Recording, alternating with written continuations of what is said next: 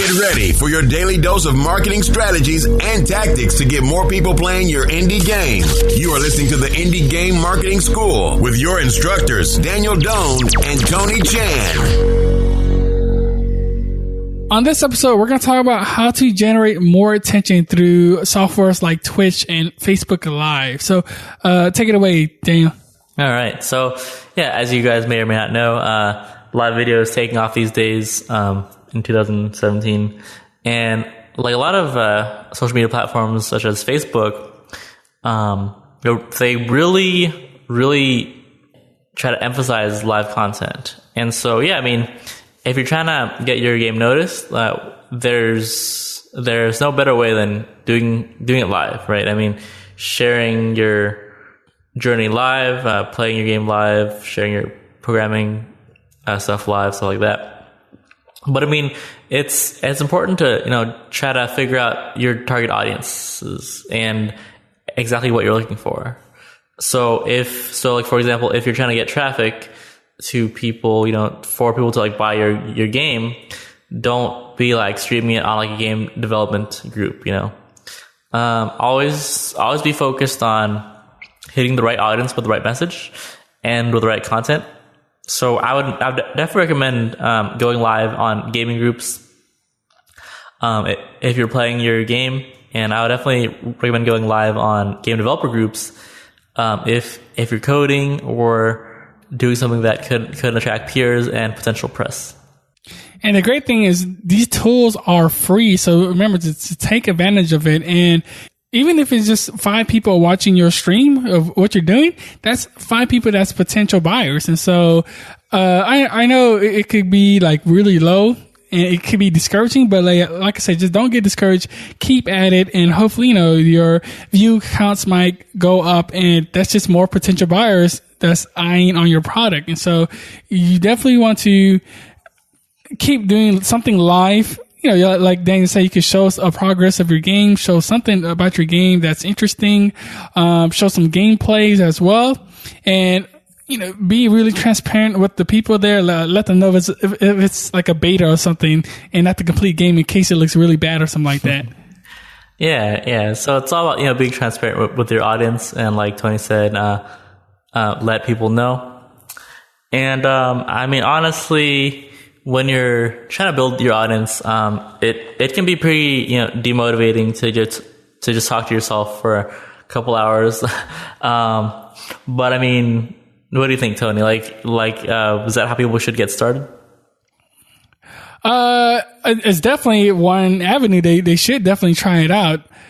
And like I say, we're introverts in a way. And so this is a great way to break out of it too. If you're talking live and getting people to, look at you, and you also get to communicate with them. So I think even if you get like 1 or 2 viewers, it's still a great way to just put yourself out there, get used to the scene, I guess you could say, and get used to the spotlight and keep practicing. Yeah. Like it's all about practicing, and it's all about not giving up too early. Cause I mean, I actually have a good friend of mine who's a Twitch, guy. And, I was asking him like, so like, how did you build your follower base from like nothing to like over 50 concurrent viewers every time you go live?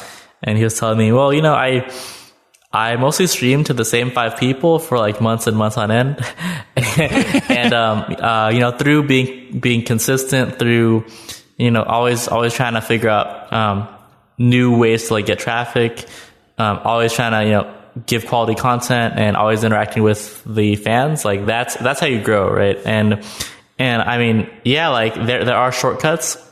For example, if you have like a friend who's kind of famous, you could kind of, work with them to, get that shortcut. But at the end of the day, like it's all about being consistent, showing up every day, and, trying to figure out what you can do to move the needle forward every single time you take action. Because some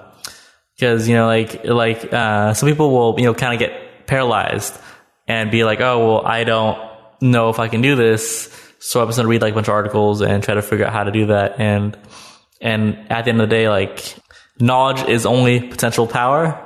Execution is the game. So yeah. So like, it's all about just crushing it by not giving up too early.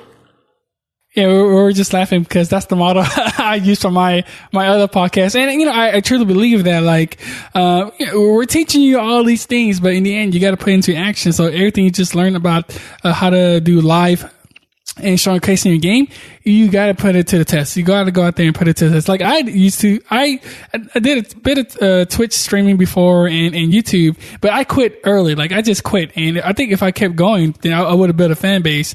But for me, like I wasn't good at talking in front of the camera, and I quit, and I think that's the wrong move. Like if I stayed a bit longer, I could have got better at it. I could have got like more subscribers and followers. And so, like I said, I just do not quit too early. You got to stay persistent. You got to stay consistent. Just like Daniel Friend, he spoke to the same 5 people for months and months until he finally got someone. So you just got to keep going. And especially if you want to keep making games, just keep showcasing your game's progress and keep going further. But yes, that is it for today's episode on how to generate more attention to your game by using Facebook Live or Twitch. I'm Tony Chan from Game Dev Loadout. And I'm Dale Dunn from Black Show Media. This session of Indie Game Marketing School has come to a close. Be sure to subscribe for daily marketing strategies to help you find the fan base your game deserves. Don't forget to rate and review the show so we can bring you more valuable content. Until then, keep pushing forward. We'll see you on the next episode.